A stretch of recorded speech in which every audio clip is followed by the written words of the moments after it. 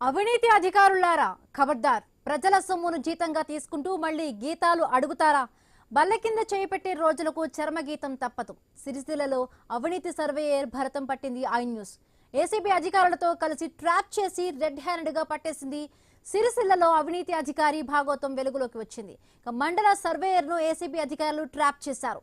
MRO ఆఫీసులో బాధితుడి నుంచి 20,000 లంచం తీసుకుంటూ ఉండగా సర్వేయర్ వేణును ఏసీబీ అధికారులు రెడ్ హ్యాండ్ గా పట్టుకున్నారు.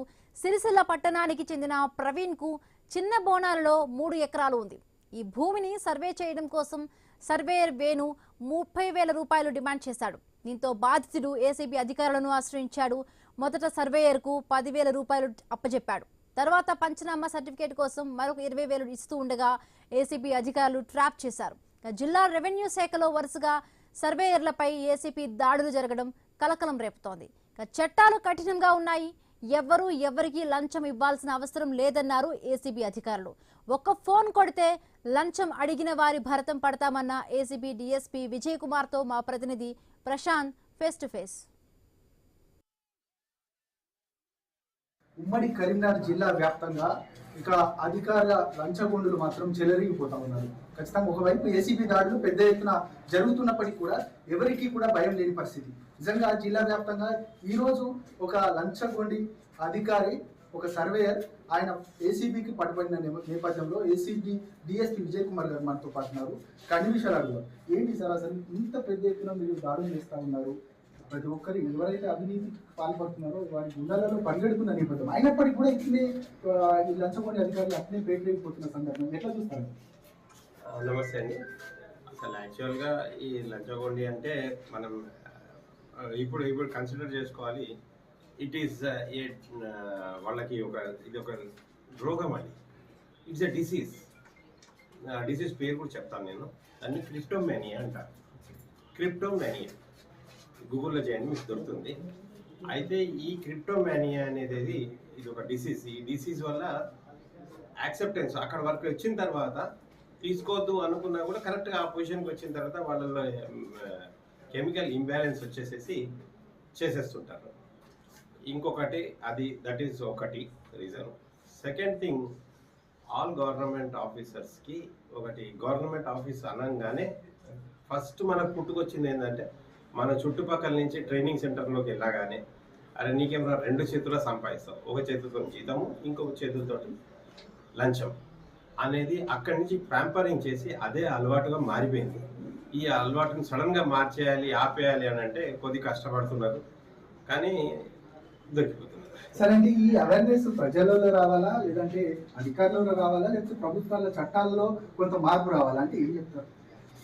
చట్టాల్లో బాగా గట్టిగానే మార్పు వచ్చిందండి. మేము మన ప్రభుత్వం కూడా అండ్ పోలీస్ డిపార్ట్మెంట్ నుంచి కూడా మా తరపు నుంచి స్ట్రిక్ట్గా యాక్షన్స్ తీసుకుంటున్నాము. కాకపోతే ఏమంటే పబ్లిక్లోంచి అవేర్నెస్ రావాలి, కంప్లైంట్స్ ముందుకు రావాలి. అసలు కంప్లైంట్ ఇవ్వకూడదండి. కంప్లైంట్ ఎందుకు ఇవ్వాలి? కొంచెం వాళ్ళని ఏసీబీకి చెప్తాము అదే బెదిరించన్నా ఏదన్నా చేసి వాళ్ళు పని చేసుకోవచ్చుగా. వాళ్ళలో డిఫెక్ట్ ఉంది, వీళ్ళలో డిఫెక్ట్ ఉంది, అండ్ మధ్యలో బ్రోకర్స్ని యూటిలైజ్ చేసుకుంటున్నారు. వాళ్ళ సర్వైలెన్స్ వాళ్ళకు. సార్, చట్టం ఏం చెప్తుంది అంటే వీరిని జస్ట్ 45 days జైలుకి పంపడమా, తర్వాత ఇప్పుడు కొత్త చట్టం ఏదో రిమూవ్ చేసే సిచ్యువేషన్ ఉంది అని కూడా చట్టంలో first 35 to 40 days remand period ఉంటుంది. రిమాండ్ పీరియడ్ తర్వాత వాళ్ళని సస్పెండ్ అవుతారు. ఫస్ట్ ఆఫ్ ఆల్ సస్పెండ్ అవుతారు, మళ్ళీ రీఇన్స్టేట్ అవుతారు. ఎందుకంటే పాత ఫైల్స్ ఇవ్వడము, వాళ్ళతోటి కొంచెం గవర్నమెంట్ పని ఉంటుంది కదా, ఆ పని అంతా కంప్లీట్ చేయించుకున్నాక వాళ్ళని సస్పెన్షన్ పీరియడ్లో పంపిస్తారు. డ్యూరింగ్ ది సస్పెన్షన్ పీరియడ్ వాళ్ళకి ఏదో కొంచెం శాలరీ అది వస్తుంది, దాని మీద నడుస్తుంది. ఆ శాలరీతో పాటుగా after 2 years or 3 years reinstate అవుతారు. కానీ అప్పటికి 50% శాలరీ. ఈ కోర్టు నుంచి కేసు డిస్పోజ్ అయ్యే వరకు ఏమో మేము తప్పు చేయొచ్చు, వాడు తప్పు చేయొచ్చు. మేమైతే తప్పు చేశారని పంపించాము. కోర్టు నుంచి జడ్జిమెంట్ వచ్చిన తర్వాత నిర్ధారణ అవుతుంది. అప్పుడు టోటల్గా they will go to jail and ఇంకా ఉద్యోగం ఉంటుంది. సార్, అంటే దీనికి సంబంధించి అట్లాంటి అధికారులకు కావచ్చు లేదంటే ప్రజలకు ఏం చెప్తారు? ప్రజలకు ఫస్ట్ అవగాహన పెంచుకోవాలి. మీరు ప్రాపర్గా మీరు ఇచ్చే అప్లికేషన్ని కరెక్ట్గా మీ ఫార్మాట్స్ దాంట్లో డూస్ అండ్ డోంట్స్ ఉంటాయి, and what are the documents required ఉంటుంది, అవన్నీ ప్రొడ్యూస్ చేసేసేసి మీరు అన్నీ ఇచ్చి ఒకసారి ఎక్నాలజ్మెంట్ తీసుకోండి. తీసుకున్నాక ఆ కన్సర్న్ ఆఫీసర్ లేదు మీకు అది లేదు ఇది లేదంటే రాసి ఇవ్వండి సార్. మీ పెన్ తోటి ఏది లేదు, ఏ కాలం లేదు, ఏ దాంట్లో మీకు డిఫెక్ట్ కనిపిస్తుంది కొద్దిగా రాసి ఇవ్వండి. 2-3 ఇవ్వండి.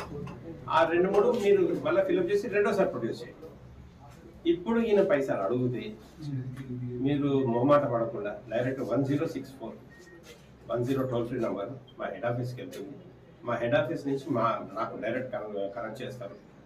నా దగ్గర సీక్రెసీ మెయింటైన్ అవుతుంది, నేనే ఫోన్ రిసీవ్ చేసుకుంటాను, నా దగ్గర సీక్రెసీ మెయింటైన్ చేస్తాను. మీ వివరాలు, కంప్లైంట్ వివరాలు గోప్యంగా పెట్టి చేస్తాను. ఇప్పటికీ మీకు మీ కంప్లైంట్ ఏమో మీకు తెలుస్తుంది ఒక్కోసారి, కానీ నా తరపు నుంచి మాత్రం నేను రివ్యూ చెయ్యను.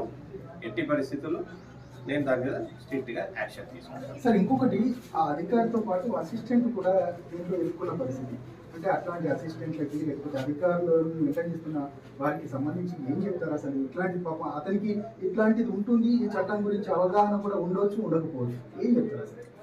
లంచం ఇవ్వడం తీసుకోవడం నేరం అండి. ఫస్ట్ ఆఫ్ ఆల్ అది అసిస్టెంట్గా పనిచేసేవాడికి లంచం తీసుకోవడం నేరం అని తెలుసుకోండి. ఎవ్రీ 10th క్లాస్ అబ్బాయికి కూడా తెలుసు కదా. అయితే వీళ్ళు కూడా అసిస్టెంట్ లాగా, అంటే నెక్స్ట్ కొంచెం ట్రైన్ అవుతున్నాడు, మరి ట్రైన్ అయ్యే అతనికి కూడా తెలుస్తుంది కదా. అంటే నోయింగ్లీ ఇంకా పూర్తి ట్రైనింగ్ కాకుండానే అందులో డిపార్ట్మెంట్ రాకుండానే ఆయన చేసే మిస్యూజ్ ఆఫ్ హిస్ డ్యూటీస్ కదా. అందువల్ల ఖచ్చితంగా జైలుకి వెళ్ళాల్సిందే.